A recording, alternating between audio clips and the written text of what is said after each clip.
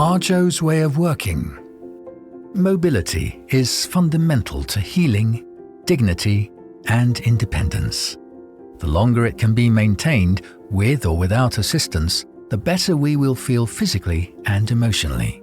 That's why empowering movement is at the core of the Arjo philosophy and way of working. And to make sure we're always working towards that goal, we developed the Arjo Positive 8. The Positive 8 represents our values and reflects our understanding that promoting mobility is key, contributing to positive living, quality of life, and quality of care in long-term care. At its core are 3 key requirements: having the right work environment for safe and efficient care processes, the right equipment to support resident mobility while reducing risk of caregiver injury, and the right combination of caregiver skills, empathy, and approach to ensure person-centered care for every resident. That last point is especially important.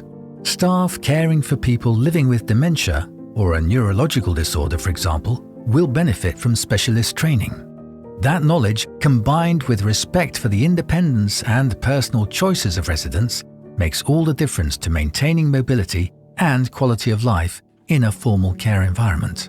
With these in place, the 8 principal benefits can flow, including improvements in residents' physical and mental health, improved quality of life, reduced risk of staff injury, sick leave and turnover, and ultimately, improved care, work, and financial outcomes for the facility. The flow of the Positive 8 is driven by resident and care worker needs. People in a formal care environment need different levels of cognitive and physical assistance. Some residents need guidance to understand their own mobility potential and limitations, what they can do, and what they might need help with. And staff need to be prepared and able to not only deliver the right care, but also to protect themselves while providing it. Our Mobility Gallery is a great resource for making sure the whole team is assessing and communicating mobility status accurately and consistently. It's a simple and evidence-based tool for measuring resident functional mobility, focusing on what the resident can do.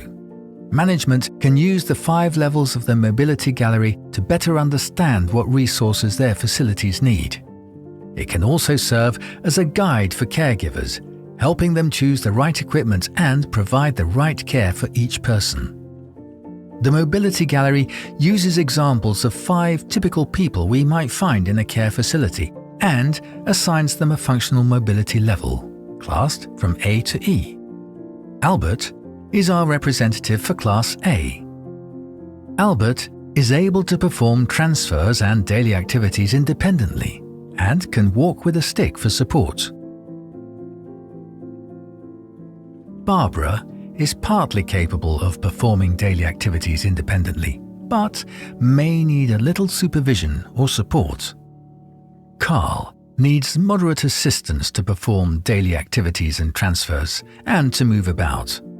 Stimulation of functional mobility for Carl is very important. Encouraging him to take part in transfers and movement can help him avoid loss of function over time. Doris is unable to stand, but she's able to sit up in bed or in her chair if well supported.